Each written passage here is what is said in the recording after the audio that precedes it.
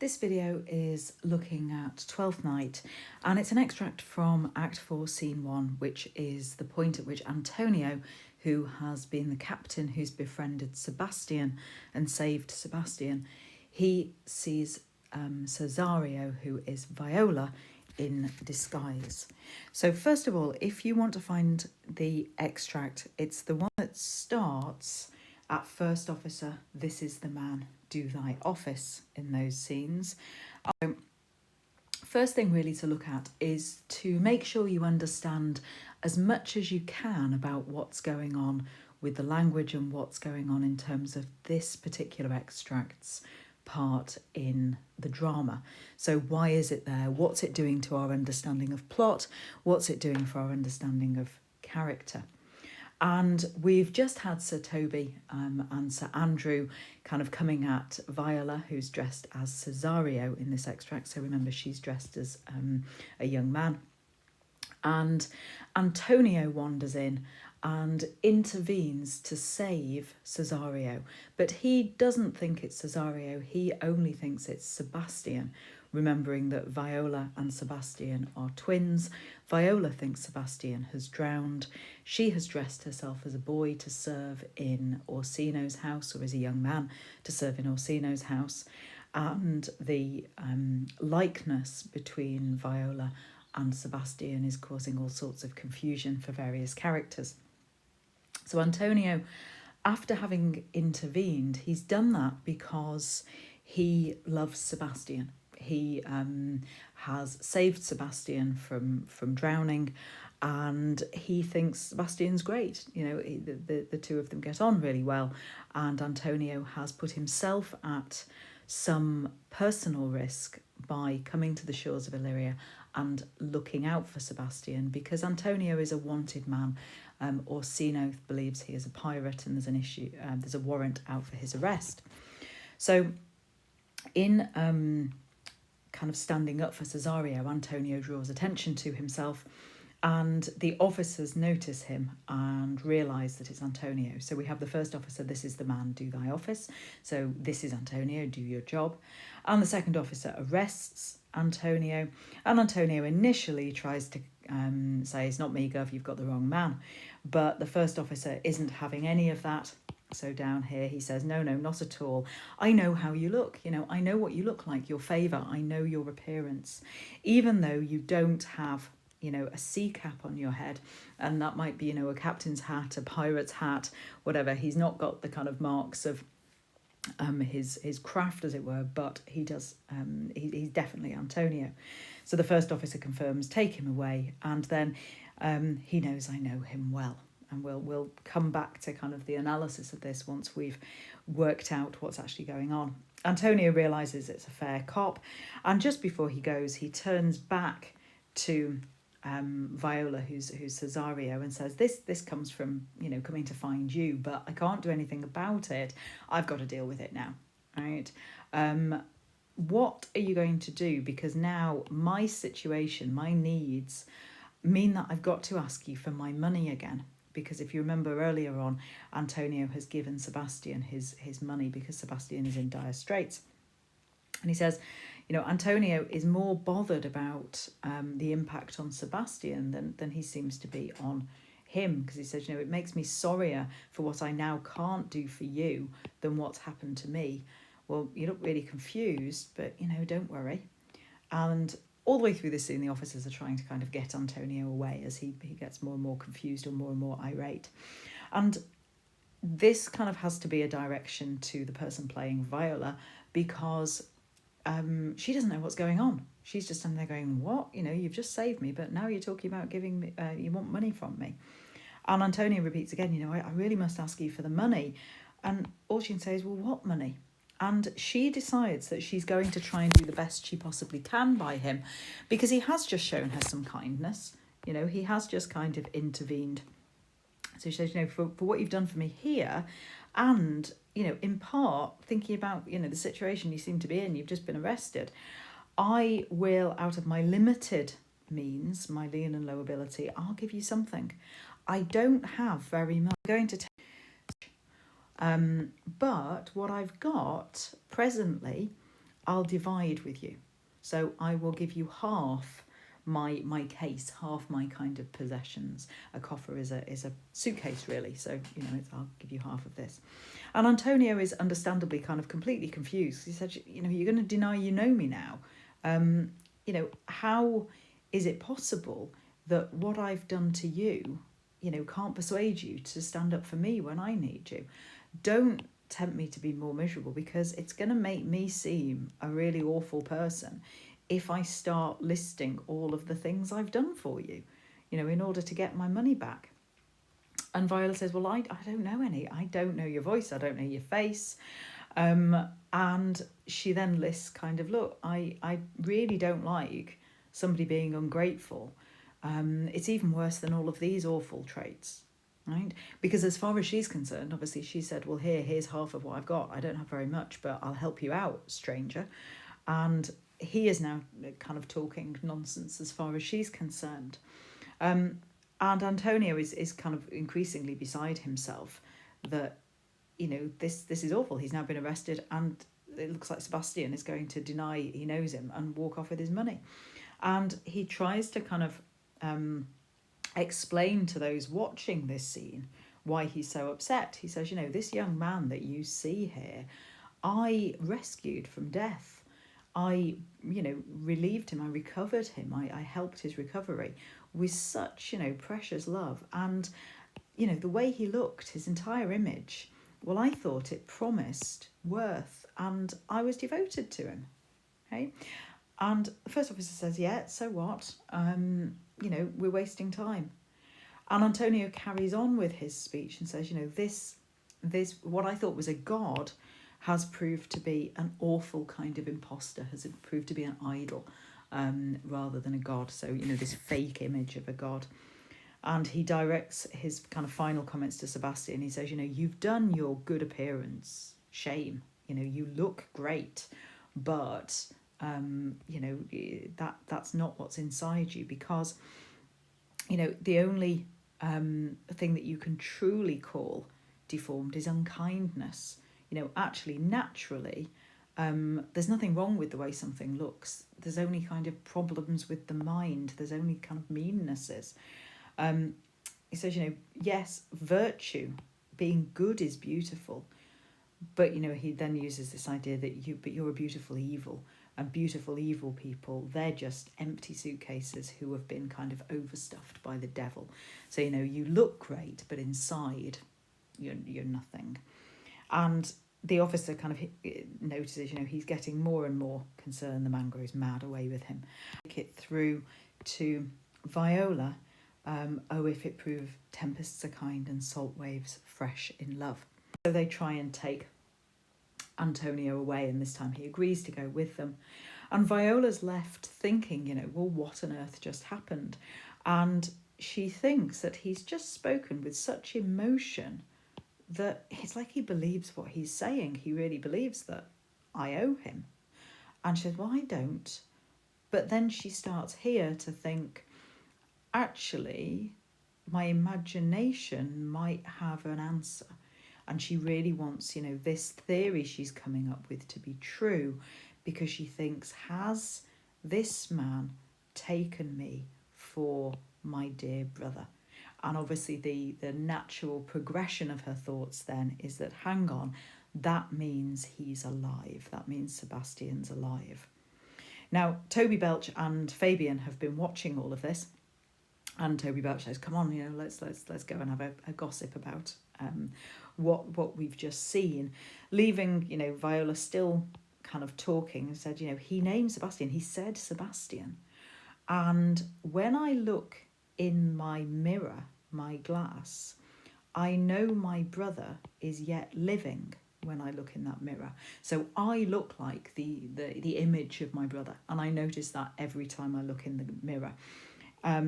Because, he did this and this, he looked like this. My brother did all of this. He wore this fashion, he wore these colours, he wore these decorations, because I am imitating him. In being Cesario, I am taking all of my cues from Sebastian.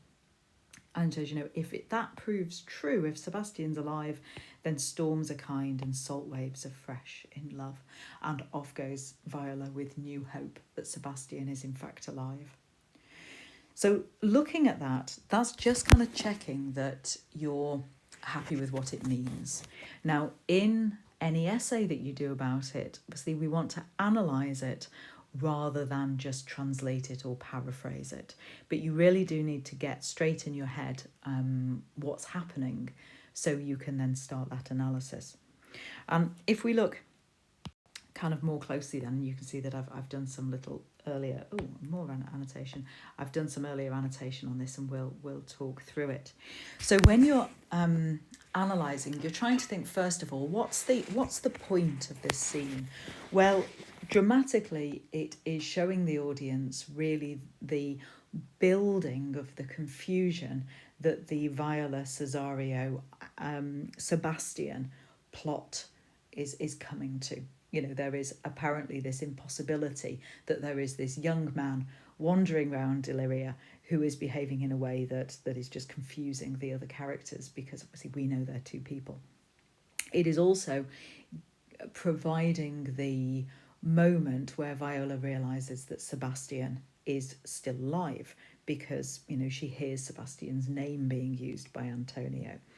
And it's kind of all moving towards this kind of revelation at the end that Viola is in fact a woman and therefore is free to marry Orsino, that Olivia can't marry Cesario, but there is this identical double who is there in Sebastian, who can kind of very quickly fill that void to complete the other kind of marriage idea, the marriage plot.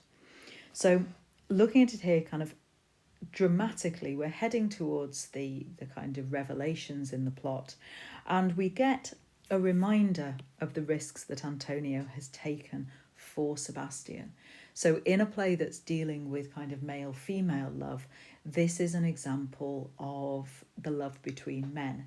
Antonio has risked everything for Sebastian. This is a friendship that Antonio believes really is worth it. And we're reminded as well of the power of Orsino. He's not just a failed lover who Olivia is kind of repeatedly rebuffing. He is actually the Duke. He has power, he has authority. And ironically, Antonio's first attempt to evade arrest is kind of to play on mistaken identity, and obviously that is one of the play's themes, but sadly for Antonio there's been no mistake. It's not going to work because the officer recognizes him and justifies to other people as Antonio's kind of taken physically, grabbed physically. He says, he knows I know him well. So this idea of identity and the I suppose what it means to kind of recognise somebody, what it means to know somebody, what it means to not recognise somebody. Everybody else's identities seem to be sort of questionable, but sadly for Antonio, this officer definitely knows him. And Antonio kind of accepts it, and you have that modal verb there, I must obey. He realises that, there's no getting out of this. And his direct address to Cesario, who he thinks is Sebastian, shows the extent of the value he places on Sebastian, of his love for Sebastian, because he is pragmatic. He's kind of accepting. There's no remedy, I shall answer it. Well, I took the risk. I've got to deal with the consequences. But there's now this moment where there is this test of Sebastian's love and loyalty to him. And he says, my necessity makes me ask you for my purse. And he seems, to be initially confident that Sebastian will do the right thing, especially because from Antonio's perspective, he is more upset for Sebastian's situation than for his own, that his asking for the money back is going to compromise Sebastian. And it's both comic and kind of dramatic that Viola really doesn't know what's happening. Now, here, this refers to obviously the kindness shown in the fight, rather than, any kindness that Antonio thinks in terms of saving his life. And ironically, Viola's generosity can't match Sebastian's debt either. Literally, she hasn't got the amount of money that Sebastian's holding for Antonio, and metaphorically, stepping in to save somebody from being beaten up is not on a par with saving someone's life. But, she is trying to behave honourably and trying to do the right thing, because her lean and low ability, the idea that she can't do much, she doesn't have much, she will do the right thing. So we then end up with these kind of cross purposes where Viola's kind of ironic hyperbole here, here's half my suitcase, here's half my case, here's half my purse. It's not enough. It's a half of not very much is not very much. And the questions that Antonio asks is this reflecting his uncertainty. Nothing now makes sense in his world, because something upon which he was relying, the loyalty of his friend, seems to be being withdrawn. So his repeated questions, is how has this happened? And it moves into this idea of, well, what is masculinity? He says that, behaving in this way, behaving in a way that means that I am going to have to list why you owe me, is going to make me less of a man. Now, ironically, he's having this conversation about what makes, what is masculinity with somebody who is dressed as a man who is a woman. But, he's saying, this love and loyalty is one of the key components. I don't want to compromise our friendship by having to remind you, by having to upbraid you, tell you off by listing those kindnesses. And the two characters are now talking at cross purposes. They are neither privy to the whole situation. Obviously, dramatic irony by Shakespeare, the audience knows exactly what's happening, right? And that's why it makes it, comic, it makes it dramatic, it makes it significant. Because Viola has to, not only kind of turn him down, but turn him down so completely. I don't know of anything. I don't know you by voice or any feature. And again, coming back to this kind of identity idea, these seem to be unstable.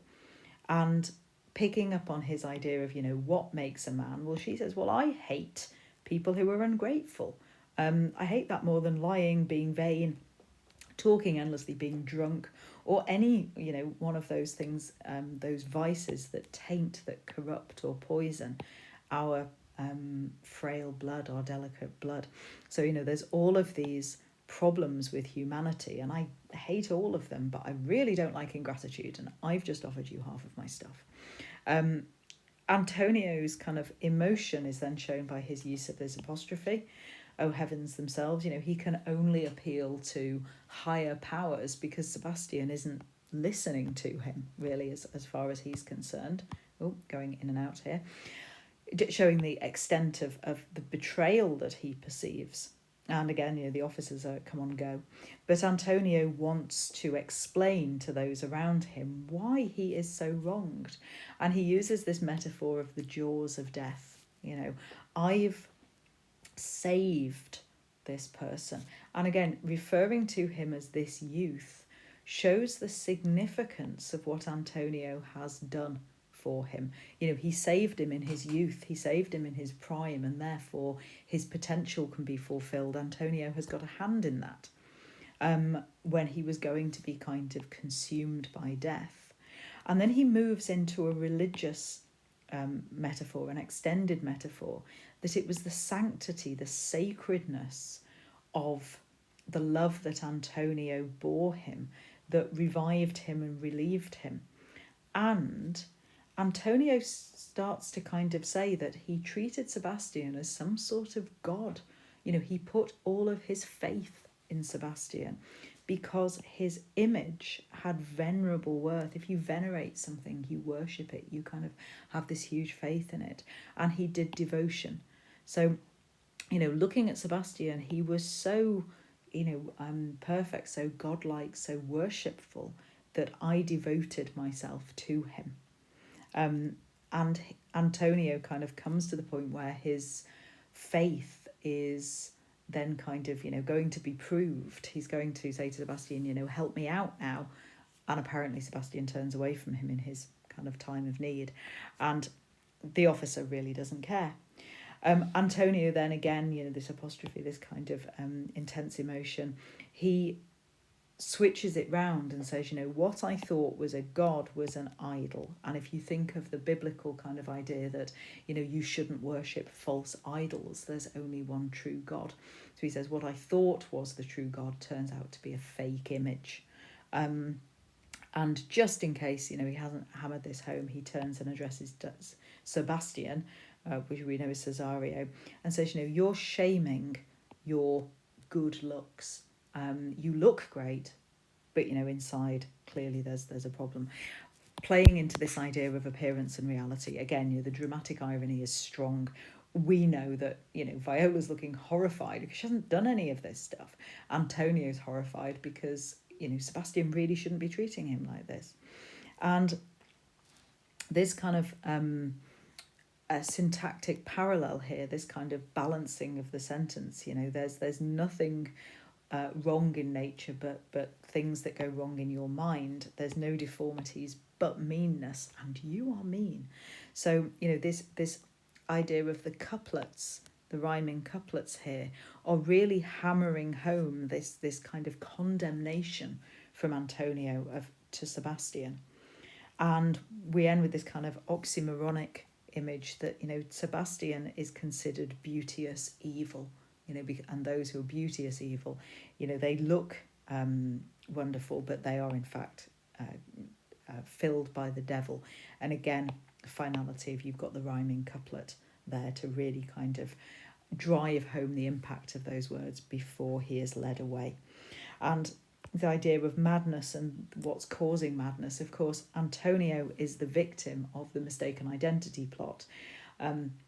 It's got kind of I suppose echoes of Malvolio and being confused and destabilized when you are mistaken as to identity, when you can't rely on identity, when those who you think love you don't love you. So you've got echoes of the kind of Malvolio letter plot as the first officer orders him taken away.